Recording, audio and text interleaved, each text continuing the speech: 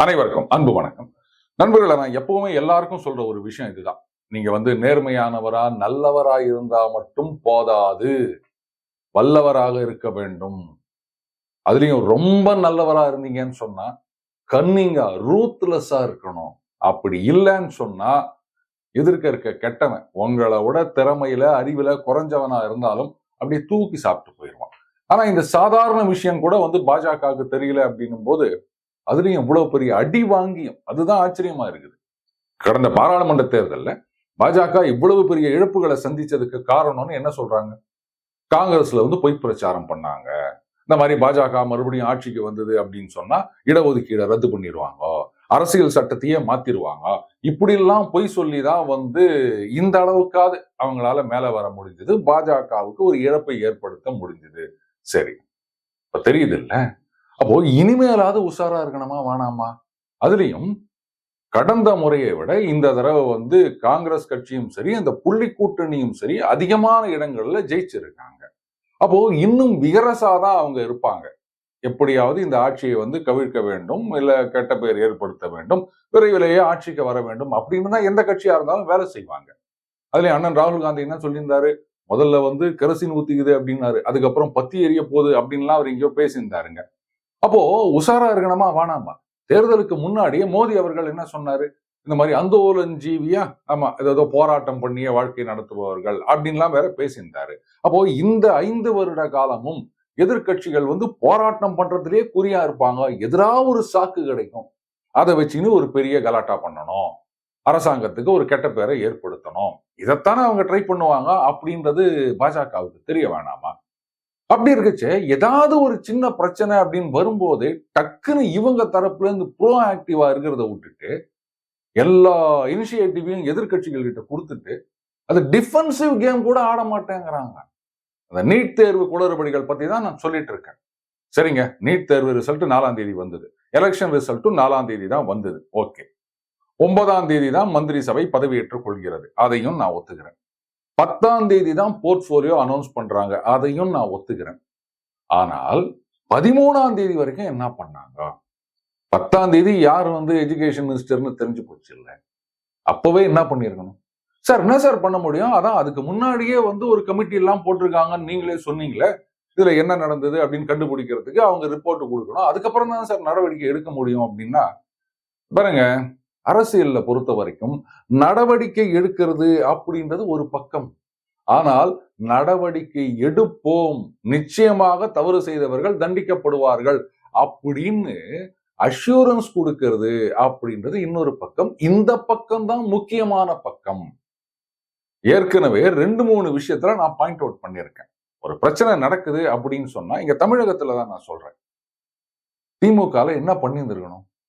ஒரு அமைச்சர் இல்ல அந்த பகுதியிலிருந்து ஒரு எம்எல்ஏ அவங்க நேரா அங்க போயிட்டு பாதிக்கப்பட்டவர்களை சந்தித்து ஆறுதல் சொல்லிட்டு, கவலைப்படாதீங்க, தக்க நடவடிக்கை எடுப்போம், தவறு செஞ்சவங்க யாரா இருந்தாலும் தண்டிப்போம் அப்படின்னு சொல்லிட்டு வந்தீங்கன்னா பிரச்சனையே வந்திருக்காது.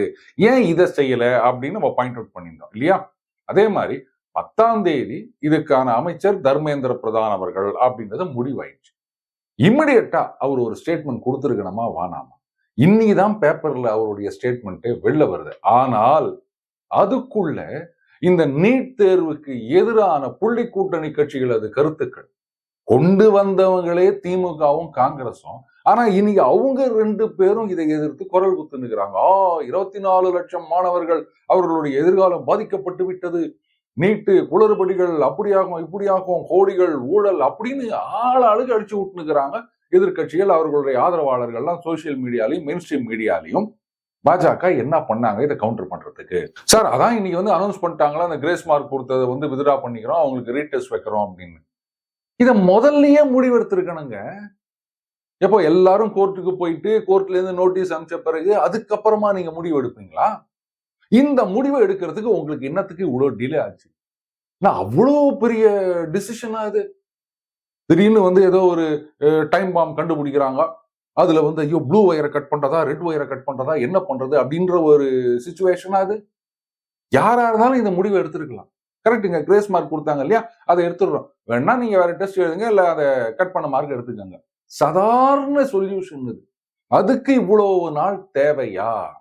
ஒரு ஏஜென்சி இவ்வளவு பெரிய லெவல்ல தேர்வுகள் நடத்துறாங்க அப்படின்னு சொல்லும் போது என்னென்னலாம் பாசிபிள் சினாரியோ, அதுக்கு என்ன மாதிரியான சொல்யூஷன் அப்படின்றத ஏற்கனவே முடிவு பண்ணிருக்க வேணாமா? Very simple. ஒரு சென்டர்ல வந்து திடீர்னு கரண்ட் போயிடுது, அந்த ஸ்டூடெண்ட்ஸால எக்ஸாம் எழுத முடியல, அப்போ என்ன பண்றது? இதெல்லாம் வந்து ஸ்டாண்டர்ட் ஆபரேட்டிங் ப்ரொசீஜர் அப்படின்னு சொல்லுவாங்க. இல்ல ஒரு சென்டர் வந்து டோட்டலி இன்ஆக்சசிபிளா ஆகி விடுகிறது. லெட் அஸ் சே அந்த நேரத்துல வந்து பெரிய மழை பெஞ்சிருக்குங்க, அதனால அந்த டெஸ்ட் நடக்கிற சென்டரை சுத்தி தண்ணி வந்துருச்சு, பசங்களால போக முடியல. அப்ப அந்த மாதிரி சிச்சுவேஷன்ல என்ன பண்றது?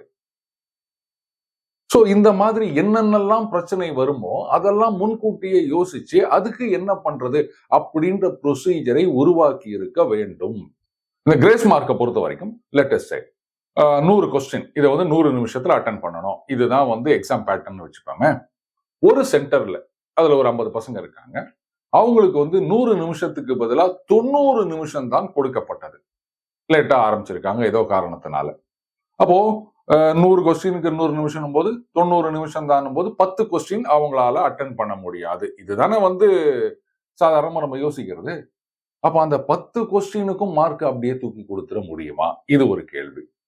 அப்ப வேற எந்த மாதிரி கொடுக்க முடியும் அப்படின்னா ப்ரோரேட்டா பேசிஸ்ல இந்த 90க்கு அவங்க எவ்வளவு மார்க் எடுத்துக்கிறாங்களோ அதே மாதிரி இந்த 10 லெட் சே இந்த 90க்கு வந்து அவர் 45 மார்க் எடுத்துக்கிறார் அப்படின்னு சொன்னா அப்ப அந்த விட்டு போன 10க்கு 5 மார்க் தான் கொடுக்க வேண்டும். மொத்தமா 10 கொஸ்டினுக்கு இருக்க மார்க்க கொடுக்க கூடாது. இப்படி ஒரு ஸ்கீம் கொண்டு வரலாம். மொத்தத்துல டக்வொர்த் லூயிஸ் மாதிரி இந்த மாதிரி டைம் ஷார்டன் ஆயிடுச்சு அப்படின்னு சொன்னா அவங்களுக்கு என்ன பண்றது? இதுக்கான ப்ரொசீஜரும் அவங்க ஏற்கனவே ரெடி பண்ணி வச்சிருந்திருக்கணும். எல்லாத்துக்கும் மேல இன்னென்ன மாதிரி பிரச்சனைகள் வந்தா இந்தந்த மாதிரி தீர்வு காணப்படும் அப்படின்றத அவங்களுடைய வெப்சைட்ல கிளீனா போட்டிருக்கணும். சோ தட் யாருக்கும் எந்த விதமான குழப்பமும் வராது, வரக்கூடாது. இதுல இன்னொரு கேள்வி வரலாம், சார் அதிகாரிகள் மட்டத்துல நடந்த தப்புக்கு வந்து அமைச்சர்களை பொறுப்பாக்குவது சரியா அப்படின்னு. கரெக்ட். இதுல வந்து பல நேரங்களில் நான் உடன்படுவதில்லை. உதாரணத்துக்கு இப்போ ஒரு ட்ரெயின் ஆக்சிடென்ட் நடக்குது அப்படின்னு சொன்னா உடனே ரயில்வே மினிஸ்டர் ராஜினாமா பண்ணோம்.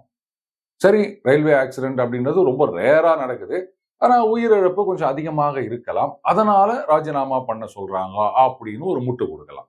அதே மாதிரி ஒரு விமான விபத்து நடந்துச்சு அப்படின்னு சொன்னா உடனே சிவில் ஏவியேஷன் மினிஸ்டர் ராஜினாமா பண்ணோம் அப்படின்னு எதிர்கட்சிகள்லாம் கோஷம் போடுவாங்க. சரிங்க, ஒரு ட்ரெயின் ஆக்சிடென்ட் அப்படின்னா ஒரு 100 பேர் 200 பேர் ஓகே. இந்த ஏர்கிராஃப்ட் ஆக்சிடென்ட் அப்படின்றது ரொம்ப ரேரா தான் நடக்குது, ட்ரெயின் ஆக்சிடென்ட் மாதிரி. சரியா? ஆனா இந்த ரோடுல ஆக்சிடென்ட், அரசு பேருந்துகள் ஆக்சிடென்ட் அப்படின்றது ஒரு வருஷத்துக்கு எத்தனை நடக்குது? ரோடு ஆக்சிடென்ட்ல ஒரு வருஷத்துல எத்தனை பேர் உயிர் இழக்கிறார்கள் ஒவ்வொரு மாநிலத்திலையும்? ஆனா என்னைக்காவது அந்த ஸ்டேட்ல இருக்க டிரான்ஸ்போர்ட் மினிஸ்டர் ராஜினாமா பண்ணணும்னு யாராவது கேக்குறாங்களா? சரி, அதை விடுங்க. டெய்லி அக்கரன்ஸ் கள்ளச்சாராய சாவு எப்பவாச்சும் ஒரு தடவை தானே நடக்கிறது. அப்போ அந்த கள்ளச்சாராய சாவுன்னும் போது இந்த மது விலக்கு, காவல்துறை இத கையில வச்சிருக்க அமைச்சர் ராஜினாமா பண்ணணும் அப்படின்னு யாராவது முன் வருகின்றார்களா? அது ஏன் ட்ரெயின் ஏர்கிராஃப்ட்னா மட்டும் உன்னை ராஜினாமா பண்ணணும்னு சொல்றாங்க? ரேர் அக்கரன்ஸ்னா கள்ளச்சாராயம் rare occurrence. Number of death அப்படின்னு போனா கள்ளச்சாராயத்திலையும் நம்பர் ஆஃப் டெத் அதிகமா இருக்கின்றது. இதுக்கு என்ன பதில் சொல்லுவீங்க? ஓகே, அப்ப அதிகாரிகள் மட்டத்துல நடக்கிற தவறுக்கு அமைச்சரை பொறுப்பேற்க சொல்ல முடியாது, நான் ஒத்துக்கிறேன். ஆனா இதுல என்ன பண்ணிருக்கணும், இந்த கிரேஸ் மார்க் அப்படின்ற ஒரு டிசிஷனுக்கு வந்தாங்க இல்லையா, இதுக்கு ஏதாவது ஒரு அதிகாரியோ இல்ல ஒரு சில அதிகாரிகளோ ரெஸ்பான்சிபிளா இருக்கணும் இல்லையா? அப்போ உடனடியா அவங்கள முதல்ல சஸ்பெண்ட் பண்ணிருக்கணும் சம்பந்தப்பட்ட அமைச்சர். அவங்கள சஸ்பெண்ட் பண்ணியாச்சுங்க, இப்போ விசாரணை நடக்கும். அந்த விசாரணைய வேற ஏஜென்சி மூலமா அங்க இருக்கவங்களையே வச்சு நடத்தினா என்னங்க இது சரிப்பட்டு வருமா? ஒன்னு சொல்லுவாங்க, justice should not only be done but also seem to have been done. அதாவது நீங்க நியாயமா நடந்துக்கினா மட்டும் பத்தாது, நியாயமா நடந்துக்கிறீங்க அப்படின்றது மத்தவங்களுக்கு தெரியணும். இப்ப புரியுதுங்களா? ஆனா இதையெல்லாம் ஒன்னும் பண்ணாம அப்படியே நாடு முழுக்க ஒரு பெரிய பிரச்சனையை கிளப்பி விட்டு இதுல அந்த நீட் தேர்வை கொண்டு வந்ததே காங்கிரஸ், திமுக இவங்க அவங்க ஆட்சி காலத்துல. ஆனா இவங்கெல்லாம் சேர்ந்து இன்னைக்கு நீட் தேர்வு பார்த்தீங்களா, குளறுபடி அப்படி இப்படின்னு நாடு முழுக்க பிரச்சனை பண்ணிட்டு இருக்காங்க. பாஜகல இப்பதான் அந்த பதவியேற்பு விழால முடிஞ்ச மிக்சர்லாம் சாப்பிட்டுக்கிறாங்களா?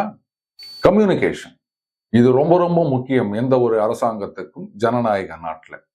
ஆனா எவ்வளவு அடி வாங்கினாலும் பாஜக திருந்தவே மாட்டாங்க போல இருக்கு.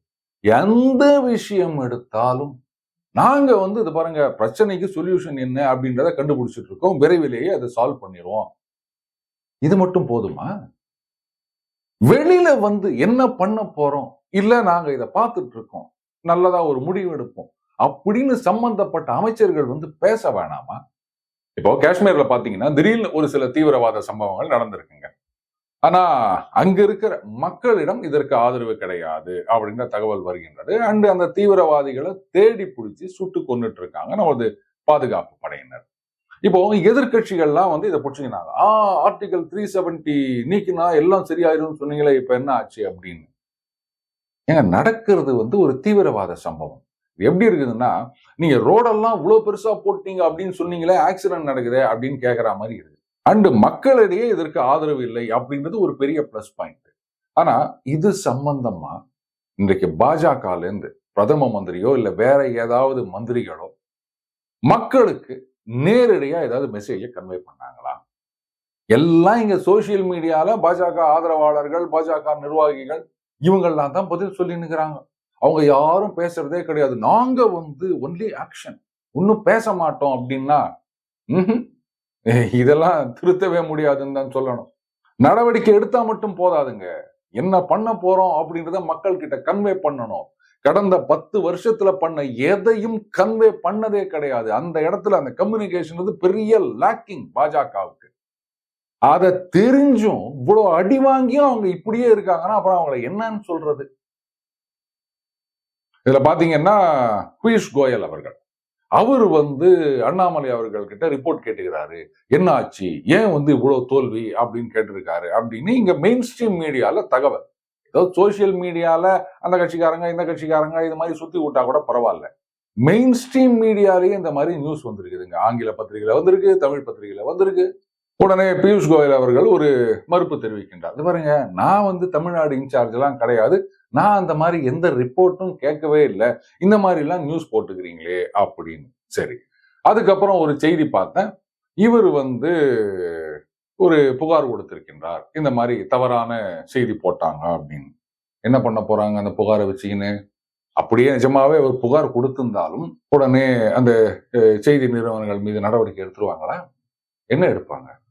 பொய் செய்தி அப்படின்னு சொல்லும் போது இதை விடுங்க, ஆட்சிக்கு வந்த பிறகு தேர்தலும் போது இந்த மாதிரி இடஒதுக்கீடு ரத்து பண்ணிடுவாங்க, அரசியல் சட்டத்தை மாத்திடுவாங்க பாஜக மறுபடியும் ஆட்சிக்கு வந்ததுன்னா, இப்படி சொல்லித்தான் பாஜகவை டேமேஜ் பண்ணாங்க அப்படின்னு பாஜக தரப்புல. சரி, ரைட்டு, இந்த இடஒதுக்கீடை எடுத்து விடுவோம், நீக்கி விடுவோம் அப்படின்னு அமித்ஷா அவர்கள் பேசின மாதிரி ஒரு வீடியோவை கட்டிங் ஒட்டிங் ஏதோ ஒன்று பண்ணி தேர்தலுக்கு முன்னாடி ரிலீஸ் பண்ணாங்க. அது நடுவில் ஒரு ஃபேஸ்லன்னு வச்சுக்கோங்களேன். உடனே பார்த்தீங்கன்னா டெல்லியில அங்க கம்ப்ளைண்ட் ரெஜிஸ்டர் பண்ணி ஒரு சில காங்கிரஸ் நிர்வாகிகளுக்கு சம்மன்லாம் அனுப்பிச்சாங்க. தெலுங்கானா சிஎம்முக்கு கூட நோட்டீஸ் அனுப்பிச்சாங்கன்னு நினைக்கிறேன் காவல்துறையில. அதுக்கப்புறமா இப்போதைக்கு ஏன்னா தேர்தல் அப்படின்றதுனால எந்த விதமான கோயர்சிவ் ஆக்ஷனும் எடுக்கக்கூடாது அப்படின்னு ஸ்டே வாங்கினதா கேள்விப்பட்டேன். சரி, இப்ப தேர்தல் முடிந்து விட்டது, அந்த மாடல் கோட் ஆஃப் கான்டாக்ட் அதுவும் முடிவுக்கு வந்து விட்டது. அந்த கேஸை பத்தி பாஜக யாருக்காவது ஞாபகம் இருக்குமா? ஏதாவது பண்ணுவாங்களா? அப்படியே கிடக்கும். எதுக்கு இது யூஸ் ஆகும் அப்படின்னு கேட்டீங்கன்னா, சம்பந்தப்பட்டவர்கள் அவங்க மேல எஃப்ஐஆர் போட்டிருக்குன்னு வச்சுக்கோங்களேன், மேபி அடுத்த தேர்தலில் அஃபிடவிட் ஃபைல் பண்ணும்போது அதுல மென்ஷன் பண்ணிக்கிறதுக்கு இது யூஸ் ஆகும் அப்படின்னு நினைக்கிறேன். ஏதாவது ஆக்ஷன் எடுப்பாங்க பாஜக அப்படின்னு நீங்க நம்புறீங்க? எனக்கு சத்தியமா நம்பிக்கையே இல்லை. இவ்வளவு ஏங்க இந்த ஃபேக்ட் செக்கிங் யூனிட் அப்படின்னு சென்ட்ரல் கவர்மெண்ட்ல போன ஆட்சியில கொண்டு வரணும் அப்படின்னு சொன்னாங்க. இதுக்கு அந்த பிரஸ் இன்ஃபர்மேஷன் பியூரோ பிஐபி இருக்கு இல்லையா, அவங்க தான் இந்த உண்மைத்தன்மையை வெரிஃபை பண்றது அப்படின்னு கொண்டு வந்தாங்க. இதை எதிர்த்து கோர்ட்டுக்கு போனாங்க. பாம்பே ஹைகோர்ட்ல அப்படின்னு நினைக்கிறேன். அதுக்கப்புறம் சுப்ரீம் கோர்ட் வரைக்கும் போச்சு. இப்ப அது ஃபங்க்ஷன் ஆகாம நிறுத்தி வச்சிருக்காங்க கோர்ட் தீர்ப்பு படி, தடை உத்தரவு. எப்படிங்க சென்ட்ரல் கவர்மெண்ட்ல ஃபேக்ட் செக்கிங் யூனிட் அப்படின்னா அதுக்கு தடை உத்தரவு கொடுத்துருக்கு இல்லையா? ஆனா தமிழ்நாட்டுல அந்த ஃபேக்ட் செக்கர் அப்படின்னு ஒரு அமைப்பை உருவாக்கி விட்டார்கள். அது ஏற்கனவே தெரியும், நம்ம பார்த்தோம் இல்லையா? அதுக்கு வந்து சம்பளம் கொடுத்து ஆட்களை எல்லாம் அப்பாயிண்ட் பண்ணியிருக்காங்க. அவங்க இப்ப கூட இந்த சமீபத்துல பாத்தீங்கன்னா, அந்த ஒரு ஸ்கூல் புக்கு அட்டைப்படத்துல வந்து ஒரு படம் போட்டிருக்கு அப்படின்னு ஏதோ ஒரு கான்ட்ரவர்சி வந்தது. உடனே அதுக்கு அவங்க பதில் கொடுக்குறாங்க. தமிழ்நாடு ஃபேக்ட் செக்கிங் யூனிட்ல இருந்து 2019ல இருந்து இப்படித்தான் இருக்குது அப்படின்னு. இங்க ஃபேக்ட் செக்கிங் யூனிட் ஃபங்க்ஷன் ஆயினுக்குது. கர்நாடகத்திலயும் இதே மாதிரி ஒரு ஃபேக்ட் செக்கிங் யூனிட் அவங்க அப்பாயிண்ட் பண்ணாங்க. அப்ப எப்படிங்க ஸ்டேட் கவர்மெண்ட்லாம் அப்பாயிண்ட் பண்ணி ஃபங்க்ஷன் ஆயினுக்குது, ஆனா சென்ட்ரல் கவர்மெண்ட்ல முடியல அப்படின்னும் போது அப்புறம் என்னன்னு சொல்லுவீங்க இத? அட்லீஸ்ட் கோர்ட்ல வந்து ஸ்டே கொடுக்குறாங்க அப்படின்னும் போது, இல்ல கோர்ட்ல இந்த கேஸ் வரும்போது என்ன சொல்லியிருக்கணும்? இத பாருங்க, ஏற்கனவே தமிழ்நாடு, கர்நாடகால ஸ்டேட் கவர்மெண்ட்லாம் அப்பாயிண்ட் பண்ணி ஃபங்க்ஷன் ஆகினுக்கிறாங்க. அப்ப நாங்க பண்ணா மட்டும் என்ன தப்பு? இதுல வந்து பிரஸ் இன்ஃபர்மேஷன் பியூரோ, இதுவும் ஒரு அரசாங்க நிறுவனம். அவங்க தான் இதை செக் பண்ண போறாங்க. சோ ஒரு அக்கௌண்டபிலிட்டி அப்படின்றது இருக்கு. இதுக்கு எதிர்த்து கேஸ் போடுறாங்க. ஆனா தமிழ்நாட்டுல கர்நாடகால ஃபங்க்ஷன் ஆயினுக்குது, அதை எதிர்த்து ஏன் யாரும் போல? அப்ப அங்க ஃபங்க்ஷன் ஆனா இங்க ஏன் ஆகக்கூடாது அப்படின்னு ஒரு ஆர்குமெண்ட் வச்சிருக்கணுமா வேணாமா? அட்லீஸ்ட் சென்ட்ரல் கவர்மெண்டோட ஃபேக்ட் செக்கிங் யூனிட்டுக்கு பர்மிஷன் கிடைக்குதோ இல்லையோ, இந்த 2 ஃபேக்ட் செக்கிங் யூனிட்டை இழுத்து மூடுனாத ஒரு ஸ்டே வந்திருக்கும்ல. இத கூட செய்யாம என்னங்க இவங்க வந்து ஒரு லீகல் செல்லு அது இதெல்லாம் வச்சுன்னுக்குறாங்க. இதெல்லாம் யாரும் சொல்ல மாட்டாங்களா இவங்களுக்கு? இவங்க என்ன பண்றாங்கன்னு அவங்களுக்கு தெரியாது, அவங்க என்ன பண்றாங்கன்னு இவங்களுக்கு தெரியாது. நாங்க வந்து ஆட்சி செய்வதில் மட்டும் மும்முரமாக இருப்போம். விளங்கிரும் அதெல்லாம். ஆல் சடண்டன் வருகின்ற 5 ஆண்டுகள் கடுமையான சவால்களையும், எதிர்ப்புகளையும், போராட்டங்களையும் சந்திக்க வேண்டியிருக்கும் பாஜக. அதனால அவர்களுடைய போக்கை மாற்றிக்கொள்ள வேண்டும். அதை விட்டுட்டு நாங்க மிக்சர் தின்னுகினே ஆட்சி நடத்துவதை பற்றி மட்டும் கவலைப்படுவோம். கம்யூனிகேஷன் எல்லாம் வந்து எங்களுடைய இந்த என்னது ஐடி செல்லு ஆதரவாளர்கள் இவங்க சோசியல் மீடியால கும்பு சுத்தி பார்த்துப்பாங்க அப்படின்னு இருந்தாங்கன்னா, ரொம்ப நல்லவன் அப்படின்னு சொன்னதுக்காக 2 நாள் கூப்பிட்டு வச்சு குமுறி அமிச்சாங்க பாருங்க வடிவேலுவை. அதுக்கு மேல மோசமான அடியை சந்திக்க வேண்டியிருக்கும் பாஜக. புரிஞ்சுக்கின்னு உஷாரானா நல்லது. மீண்டும் அடுத்த பதிவில் சந்திப்போம். வணக்கம்.